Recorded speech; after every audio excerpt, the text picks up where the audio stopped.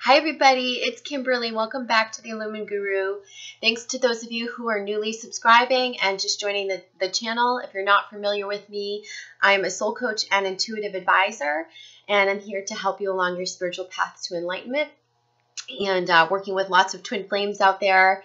And I wanted to bring you a video on navigating your path as an empath and what that means and how do we overcome some of the labels out there.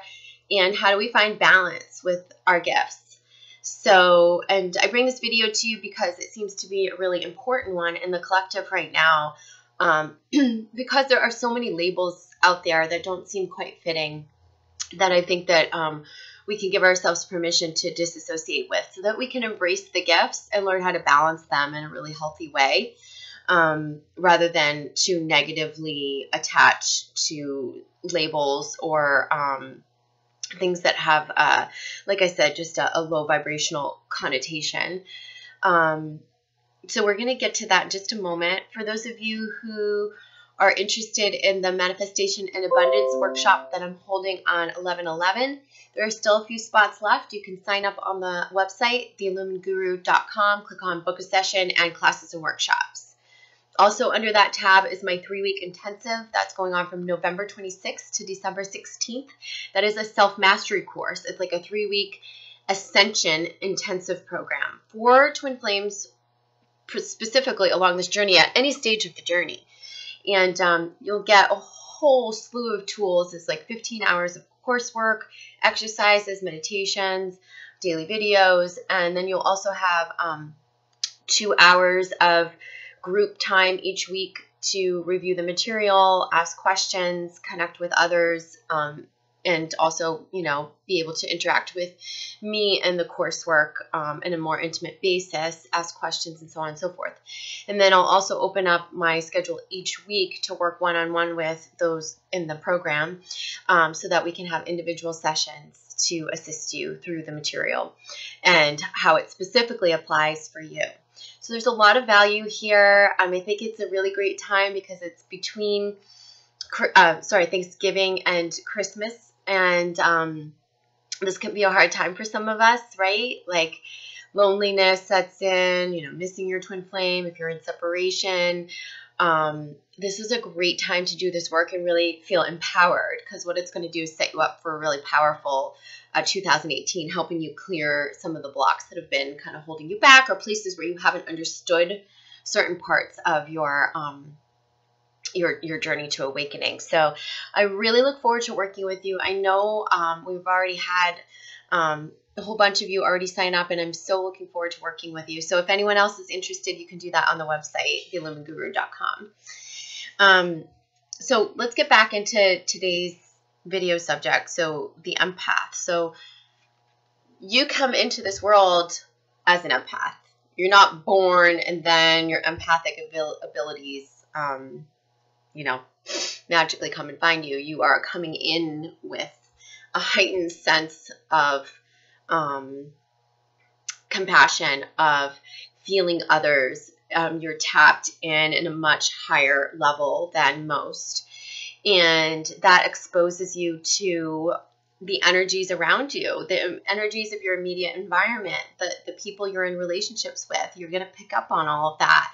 And you're also going to be sensitive to the energies of the planet, on the planet and the universe. And that's a lot for us to pick up on and process. And some might call us crazy, right? I'm sure at some point along your journey, somebody, if you're an empath, someone has said, oh no, you're crazy, or, what are you feeling? No, that's, I used to get that from my father. I'd pick up on energies with people and he would say, oh, you're crazy, and would put me down. And it was hard to embrace those gifts, because I didn't know to embrace those gifts more. I didn't realize I was special.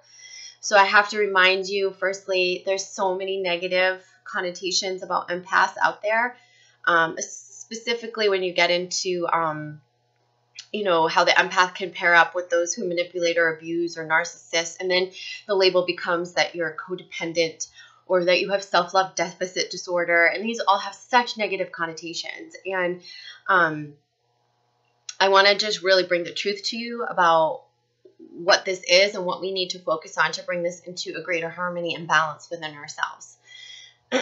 So, because you come in with the empathic gifts, and most likely we come into families where we're the only empath for the most part, or if one of our parental figures is, typically they haven't harnessed it. Okay, so you come in with all these sensitivities. Nobody understands it, and we as empaths choose families in which there's a high level of dysfunction. We choose families in which one of the parents or siblings is a narcissist, typically, or has or is in some sort of connection with that spectrum, that cluster B spectrum, narc, sociopath, or psychopath, or just even has those tendencies, or those tendencies have been passed down. And it throws something off, okay, early on at the core wounding. So not only do you come in with a heightened sense of compassion and this ability to tap in at such a high level to spirit, you have a heightened sense of intuition, and you're feeling those around you, especially in your family unit. But then on top of that, there's no one there to teach you how to balance those gifts, right? So we weren't taught that. We didn't know how to do that. And then as our soul chooses to pair up with family members who are going to abuse our gifts, we learn we have a core wound, okay? And that's like the scientific part of this. This is what you'll hear from psychotherapists and psychologists, is that core wounding from a conditional or judgmental parent, or the narc parent, or it could even be sibling. It's anyone in your immediate environment that influenced you when you were growing up. And from this, either they didn't know how to ask for love in a healthy way, or you were manipulated or abused. And so as empaths, what essentially has happened is that we actually tap into the wounding of that being, and we give more. We become overly compassionate, overly involved. But our brains, from a scientific sense, at that time we don't have the wherewithal at 5 or 6 years old to say, oh, I'm an empath. Oh, I have to set healthy boundaries. Oh, we don't know those things. All we know is that we're gravitating towards someone who is wounded. And then with the mind games and the there's something that gets tripped in the brain, okay?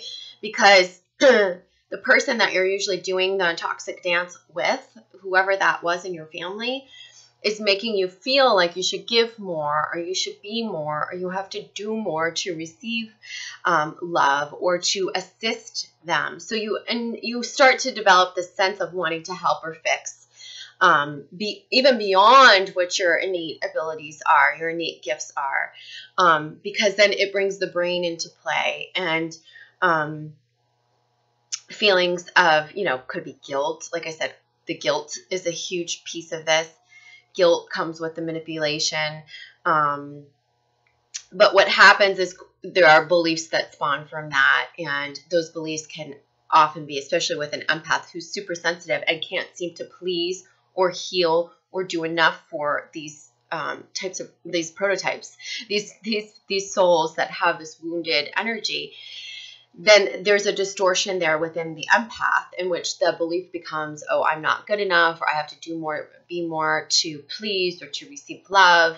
I'm not seen for who I am. There's also that, in a familial setting in which you're not seen for your gifts. They are misunderstood, or your gifts are shut down. Like, oh, you're crazy.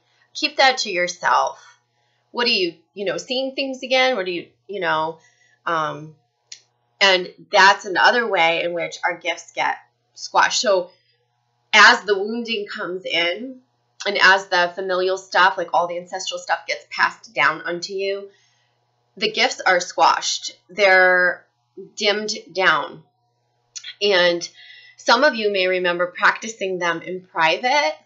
Like I remember having moments as a child of our family cat was really intuitive.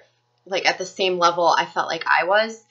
And he would always know when something bad was going to happen. And I remember sitting in my room alone with him, like talking to him, because he knew too. And he would give me like the physical signs that, there was a fight about to happen, like a dysfunctional type fight in the family, or we would both know it. And he was a way that I was able to validate my own feelings. Or maybe he was picking up on my feelings. Cats are super, super intuitive. So I remember that specifically. That was the only thing at that time in my life that was validating it. I remember playing little games with myself, like with the intuitive stuff, right? Like testing things. Like I always used to know what was coming. And then I would see it happen and I'd go, but I wouldn't tell anybody. Those are just little things that I did in private. But I know for me and my family dynamic, there was a narc sibling, there was a lot of dysfunction, and I wanted to be the Band-Aid, okay? And I had a healthy sense of, there was nothing early on that really, and everyone's going to be different. Sometimes you come in and you're looked at as the ugly kid, or you're looked at as the, there's more wounding for some. But I came in, I was looked at as, the cute kid who had the creative gifts and all this stuff, but it didn't matter because once that wounding set in and there was manipulation with the narc sibling and all this dysfunction in the family, I wanted to be the Band-Aid, okay? I lost my sense of self, and it became about healing the family and trying to glue the family together and trying to be the Band-Aid. And there was no one there to say, hey, step back for a moment and reconnect with yourself. Like, hey, hold on, you can't fix this, so focus on you. It wasn't like that.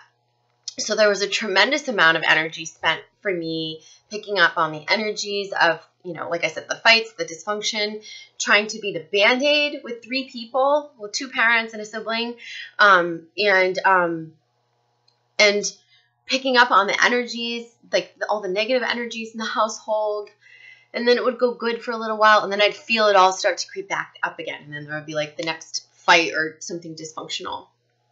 I also had a lot of interaction with the narc sibling who would manipulate me, victimize me. And then I saw that again later in life with, or like later in my teenage years with my father, who didn't see me for who I was. It would call me crazy and would victimize me. And so he had some narc tendencies as well. And so,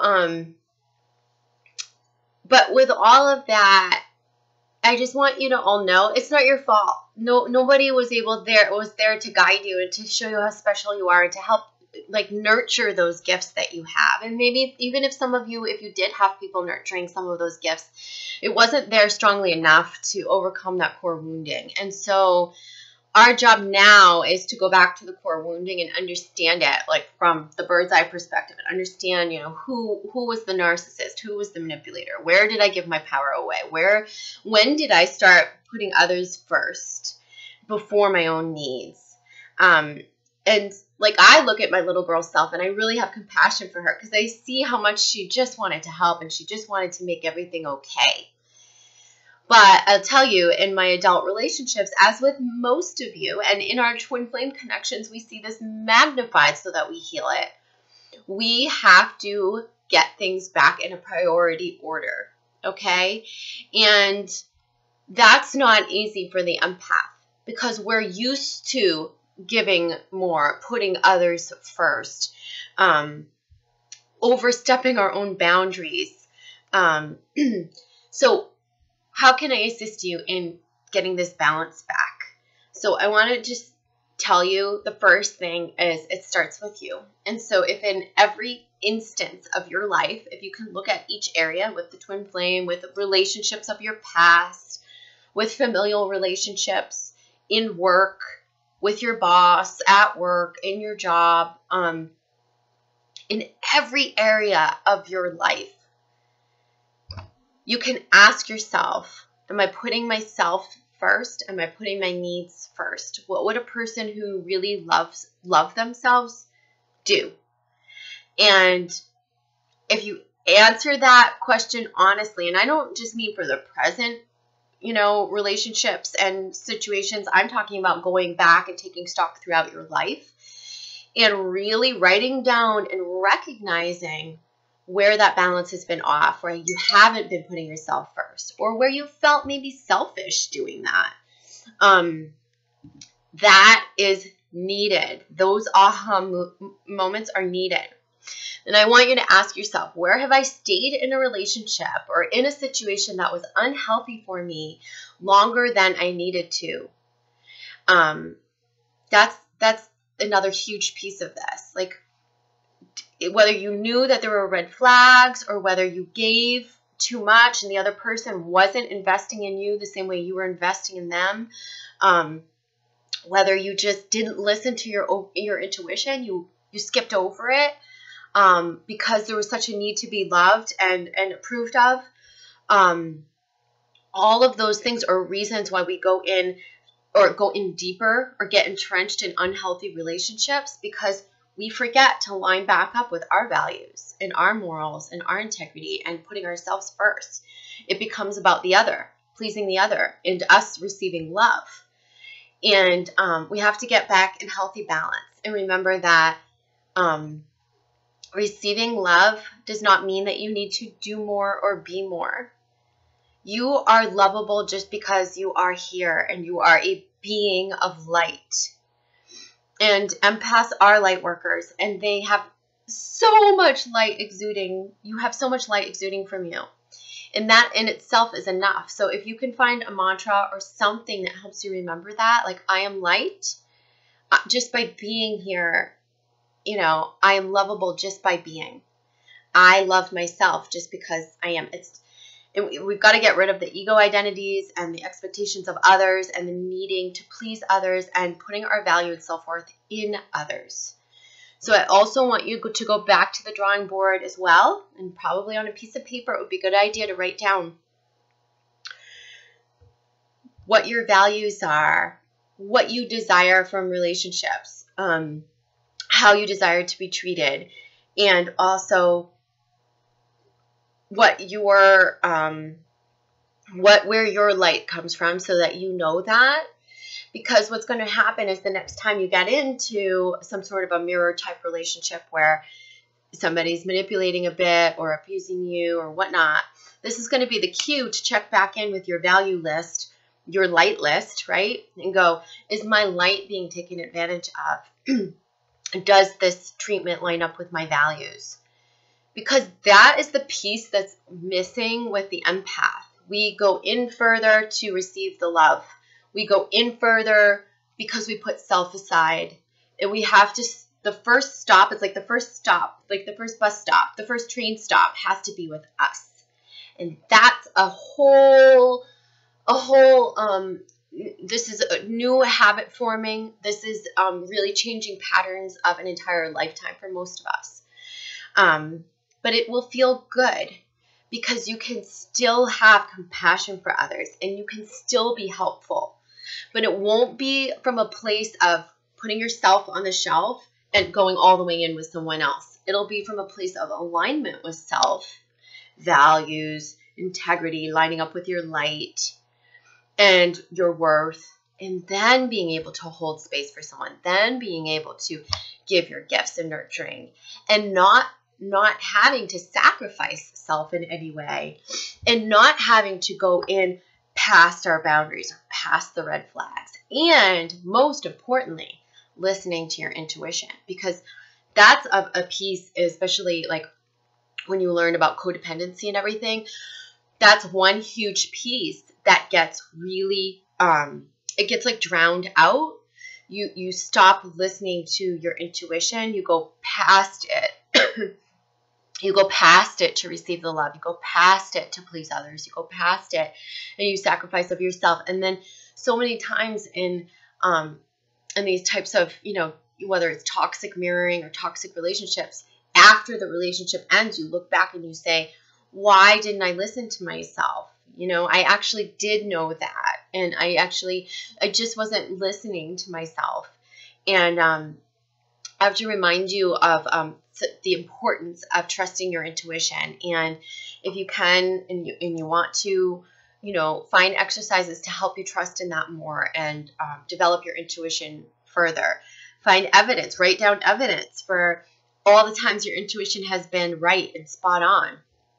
Remember I told you I used to validate it with my cat, who was really intuitive or was picking up on my feelings. We would have the same, I could tell by his physical cues that he was feeling the same energy as I was. And so however you need to validate that for yourself, and this could be, again, taking stock. I don't think we take stock enough. We look at the current situations and we're like, oh, yeah, I could have done that better, blah, blah, blah. But they're saying go back through, Spirit saying, go back through your relationships and take stock. Take stock now. And really, you may remember some things that you haven't remembered ever or in years. It's the time to connect the dots and have the aha moments. And so if you want advice or helpful tips on how to set boundaries in a healthier way, watch my videos on boundary setting. I think there's one that I posted several months ago, and you can just search on the channel. And also I think Teal Swan, who I often refer to, she has a great video on boundary setting as well. It's really important for us to learn how to set healthy boundaries. So setting healthy boundaries, trusting your intuition. And this is all about lining up with your true self, your authentic gifts, your value, your integrity, and your worth. And also you're going to have to work on quite a bit on building the self-worth from within, validating yourself from within, not needing others to validate. That's a huge piece of this, self-validation. So if you're asking, like, how do I do that? It's developing your intuition and trusting it. It's also approving of self, celebrating self in new ways, finding ways to do that. I mean, most of us have been operating in such a way in which we're seeking validation from others, seeking approval from others, and we don't even realize it. So just simply having the awareness, catching yourself the next time you're doing that, putting your worth or putting your value in someone else. How do you know that you're doing that? Well, because if someone rejects us or doesn't approve of us or doesn't give us that validation, we feel shitty. We feel rejected. We feel hurt. We feel crushed. We feel destroyed. That's a big cue to know that you're putting your value in someone else's hands, in someone else's trust. And you've got to put your value and your self-validation, your approval in your own. And once you start doing that and giving yourself the kudos and loving yourself and validating your own intuition and approving of yourself, you're not going to really need it from others at all. Not in any way, shape, or form will you need it. It will come in, like you'll get the support and praise of others because you are in alignment with yourself and you don't need it from them. That's the irony to this. When you need it so bad from others, we get the rejection. And the reason why we're getting that is because it's a mirror for the ways that you're rejecting yourself. But once you line up and you start approving of yourself, loving yourself more, that mirror totally changes. You'll see. All right, so I'll leave you with that. There's so much more that we could talk about on this subject, but I hope that was helpful just to kind of get you started, get the juices flowing and thinking about this in a different way. Feel free to just throw out those negative labels and realize that this is a gift for you to harness. And the only thing that you need to work on is self-love, self-alignment, lining up with your values, learning how to set healthier boundaries, putting you first and trusting your intuition. All right. I'll see you guys soon. Thanks for tuning in. Bye.